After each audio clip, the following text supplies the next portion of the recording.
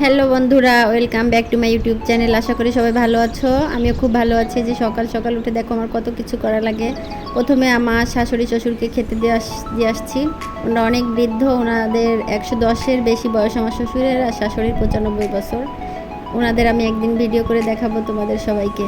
দেখো এই যে আমার হাঁস মুরগিগুলো ছেড়ে দিচ্ছি, আর এইখানে আমার ছোট্ট একটা ক্ষেত আছে, আর সামনে অনেক ফাঁকা জায়গা আছে।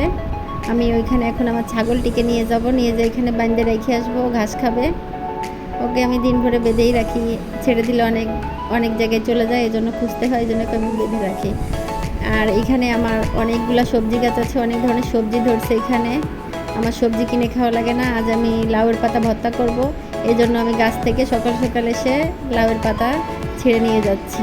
আপনারা কে কে গাছ থেকে ছিঁড়ে এভাবে ভর্তা করেন অবশ্যই আমাকে জানাবেন। আর এদিকে আমার হাঁস মুরগি দেখে অনেকগুলো ডিম পেড়ে রাখছে। প্রতিদিন ওরা অনেক ডিম পাড়ে, কিন্তু আজ একটু কম পারছে। আমার যাই হোক, ডিম কিনে খাওয়া লাগে না। দেশি হাঁস, দেশি মুরগি সব কিছুই আছে আমার বাসায়, আলহামদুলিল্লাহ।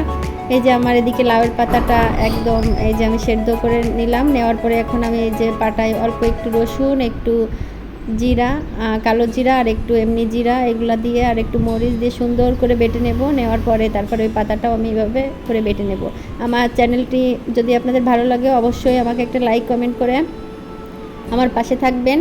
আর যারা নতুন দেখছেন অবশ্যই সাবস্ক্রাইব করে দেবেন, শেয়ার করে দেবেন আপনার বন্ধু বান্ধবীদের দেখার জন্য। আমি একদম গ্রামীণ পরিবেশে বাস করি, গ্রামে বাস করি, যেহেতু আমি গ্রামের মেয়ে, আমার গ্রামটা অনেক ভালো লাগে।